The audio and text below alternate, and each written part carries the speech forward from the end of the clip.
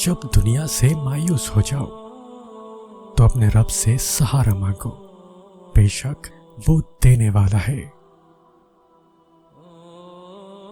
اور اللہ کی مدد ایسے وسیلوں سے تم تک آئے گی، تمہیں لگے گا کہ معجزہ ہو گیا۔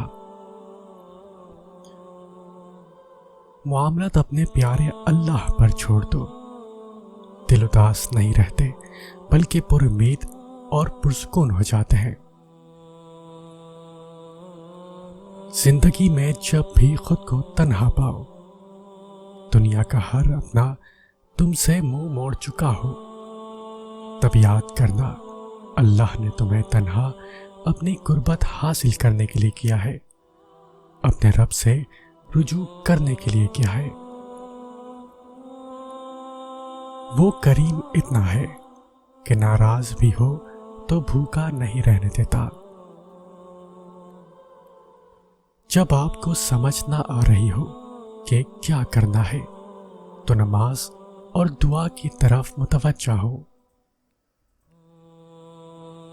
اور جب وہ تمہاری دعاؤں پہ راضی ہو جاتا ہے تو یہ نہیں دیکھتا کہ دنیا اس چیز پر مطمئن ہے یا نہیں، اور نہ اس کو اس بات سے کوئی فرق پڑتا ہے کہ اس دعا کی قبولیت میں کتنی رکاوٹیں ہیں۔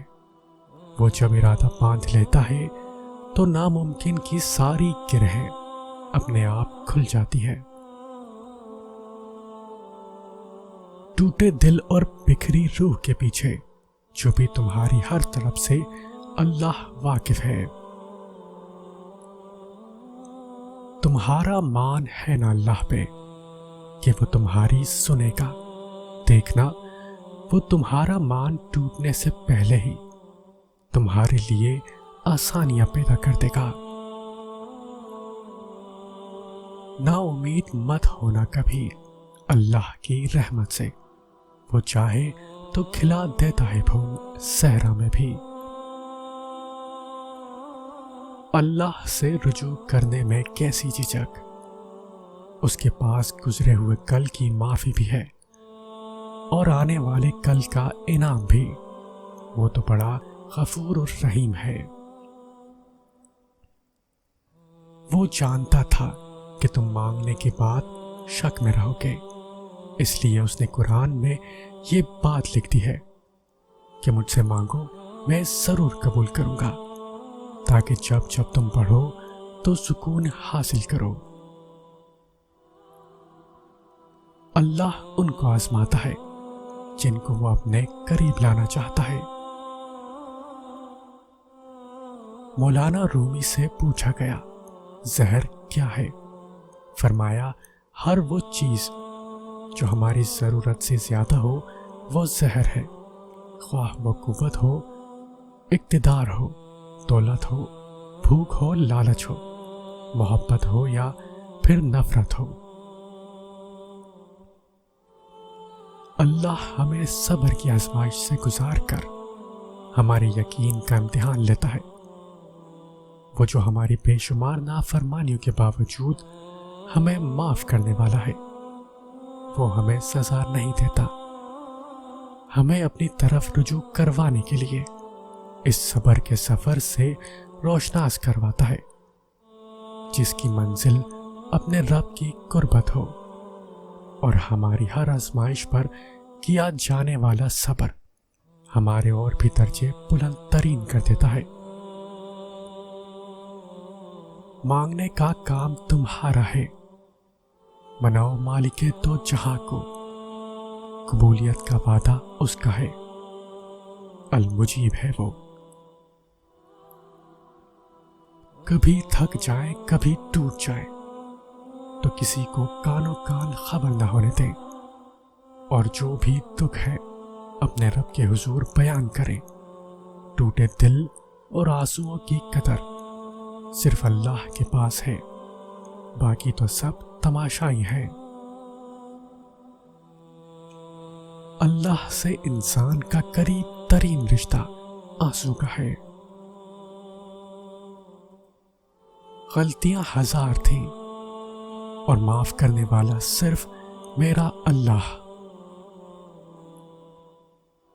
اگر کچھ مجھے ملے تب الحمدللہ، اور اگر نہ ملے تب بھی الحمدللہ۔ صبر کی ایک بات بہت اچھی ہے، جب آ جاتا ہے تو کسی کی طلب نہیں رہتی۔ جو کھا گئے وہ اڑا گئے، جو جوڑ گئے وہ چھوڑ گئے، اور جو دے گئے وہ لے گئے۔ ہم میں سے وہی زندہ رہے گا جو دلوں میں زندہ رہے گا، اور دلوں میں وہی زندہ رہتے ہیں جو خیر بانٹتے ہیں اور آسانیاں بانٹتے ہیں۔ تمہیں سب مل جائے گا جو تم چاہتے ہو۔ تمہارا تہجد میں اللہ کے سامنے گڑ گڑانا کبھی ضائع نہیں جائے گا۔ اللہ تو ہر دعا پوری کرتے ہیں، اور جو تہجد میں مانگی جائے اس دعا کا تو مقام ہی بہت بڑا ہے۔ مایوس نہ ہوا کرو، اللہ تمہیں بہت قریب سے دیکھ رہا ہے۔